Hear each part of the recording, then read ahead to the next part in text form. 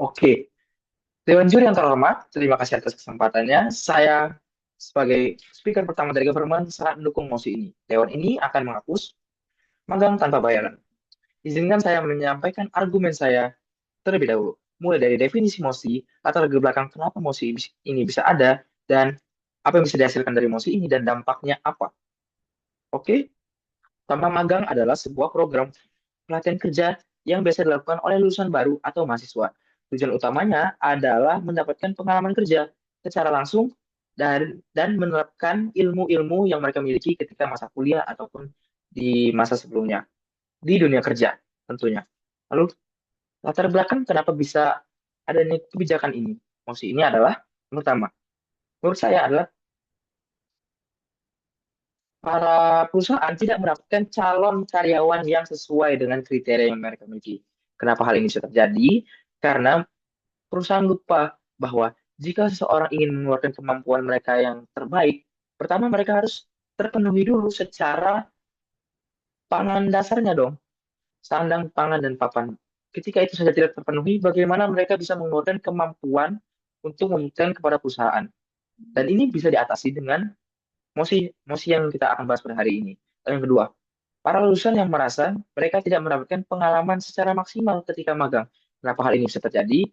Karena para perusahaan tidak membayar para anak magang sehingga mereka merasa tidak ada yang perlu mereka ajarkan. Jadi kalau mereka pengen belajar, ya mereka yang harus berusaha. Sementara ini yang membuat bahwa para mahasiswa ini adalah orang yang pertama kali masuk dunia kerja. Jadi mereka tuh perlu sebenarnya dibimbing. Dan karena perusahaan tidak membayar, jadi mereka tidak punya kewajiban secara keuangan, jadi mereka tidak terlalu terikat terhadap hal itu. Jadi mungkin maka banyak sekali kasus-kasus bahwa anak magang cuma disuruh mengambil kopi, disuruh ngeprint, hal-hal yang simple yang padahal mereka itu jurusan yang bukan itu loh. Mereka bisa punya kemampuan lain yang memang cocok dengan pekerjaan ini. Ah, oke. Lalu izinkan saya menyampaikan 3 argumen untuk mendukung mosi ini. Yang pertama, meskipun tujuan magang adalah pengalaman, tetapi perusahaan juga harus memikirkan keadilan dan kesejahteraan para anak-anak magang ini. Perusahaan seringkali menggunakan tameng kalian di sini itu untuk mencari pengalaman. Maka jangan pikirkan hal yang lain dulu. Nah, tameng inilah yang menurut saya punya sifat yang sangat destruktif, yang sifat yang sangat merusak. Ini yang membuat para anak magang ini tertanam di diri mereka rela bekerja gila-gilaan untuk perusahaan demi sebuah pengalaman. Sementara mereka tidak memikirkan bahwa apakah pengalamanku ini, apakah effort atau tenaga yang sudah aku keluarkan ini patut untuk dibayar dengan upah upah yang bisa diberikan kepada para mahasiswa ini. Jadi itu yang membuat bahwa kemampuan-kemampuan mereka ini seharusnya layak diberikan upah, apalagi mereka yang sudah bekerja sangat keras untuk mencari pengalaman di perusahaan ini.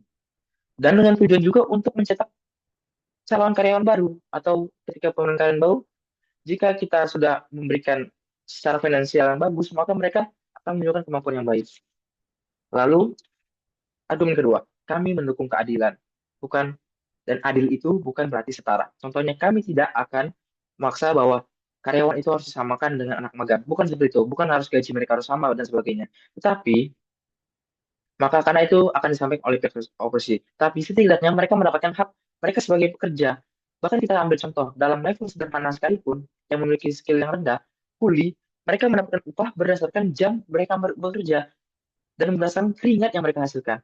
Lalu kenapa ketika di sektor yang lebih tinggi, perusahaan, tapi mereka tidak memakai kebudayaan ini, tidak menilai seorang magang itu dari hasilnya, dan hanya mengupayakan hal yang gratis saja. Yang ketiga, banyak sekali malpraktik yang dilakukan oleh perusahaan. Apa itu malpraktik? Yaitu adalah penyalahgunaan kekuasaan pada perusahaan dalam praktik kerjanya. Contohnya adalah banyak perusahaan itu membuka magang bukan untuk mencari calon berpotensi untuk menjadi karyawan mereka atau ingin mengajarkan para anak magang ini, tetapi untuk mencetak karyawan gratis. Coba kita pikirkan saja, anak magang itu akan rela berusaha untuk apapun, berusaha mati-matian demi mendapatkan pengalaman yang baik, mendapatkan kesan yang baik kepada perusahaan, memberikan kesan yang baik kepada perusahaan. Jadi mereka akan mengeluarkan effort yang sangat besar dengan mereka sama sekali tidak digaji. Maka perusahaan melihat ini sebagai peluang kadang-kadang. Maka sudah ada banyak sekali berita-berita seperti itu. Peluang bahwa mereka bisa dimanfaatkan. Jadi mereka bisa mengurangi biaya karyawan asli mereka. Jadi kita sering sekali melihat bahwa para perusahaan membuka magang, tetapi yang diterima adalah banyak, tapi yang diterima menjadi karyawan mereka itu hanya satu dua, bahkan nol kadang-kadang. Jadi mereka benar-benar menerapkan bisnis untuk karyawan gratis ini dengan hukum yang sudah menyediakannya. Karena secara legal mereka diperbolehkan untuk membuka magang karena secara dari luar mereka terlihat membantu kan membuka banyak sekali lapangan magang untuk pengalaman untuk para mahasiswa. Dengan halnya ada penggajian ini, jadi mereka berpikir dua kali untuk membayar seseorang membuka magang karena ada uang yang harus dikeluarkan untuk diupahkan. Seperti itu maksud saya. Oke. Solusinya adalah memberikan bayaran kepada para anak magang sesuai dengan kemampuan, keaktifan, atau hal-hal lainnya yang bisa diperhitungkan ketika mereka sedang bekerja. Dengan seperti ini, maka para mahasiswa akan mendapatkan pengalaman, akan bisa memberikan pengalaman mereka sebaik mungkin karena kebutuhan pokok dasar mereka sudah dipenuhi dengan upah yang diberikan oleh eh, para perusahaan. Sehingga mereka bisa memiliki kemampuan dan mereka tahu bahwa wah, perusahaan ini punya work environment yang bagus, punya lingkungan kerja yang baik, maka mereka akan komit di perusahaan itu dengan sedikit itikat baik yang diberikan perusahaan itu adalah sebuah upah, itu adalah itikat baik perusahaan kepada para anak magang. Lalu perusahaan juga mendapatkan lulusan baru yang memiliki kemampuan yang kompeten karena mereka dinilai berdasarkan gaji mereka. Dinilai mereka menilai dan memberikan upah itu berdasarkan penilaian mereka.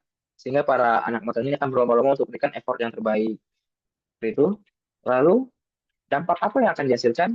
Yaitu perusahaan lebih menghargai kinerja para karyawan dan lebih menilai para anak-anak magang ini dan mencetak karyawan-karyawan yang tentunya berkompeten. Apa maksud saya menilai? Karena perusahaan sekarang sering sekali tidak selalu memperhatikan para anak magangnya. Dengan adanya ini, karena mereka akan mengeluarkan uang nih, jadi mereka lebih memperhatikan satu-satu karyawan magang ini. Dan jadinya lebih mengenal anak magang mereka dan mengetahui apa kekurangan dan kelebihan anak magang. Untuk para mahasiswa sendiri mendapatkan pengalaman yang baik di tempat pekerjaannya. Baik, dengan itu saya bangga menjadi apa pihak pemerintah pada mosi ini. Terima kasih.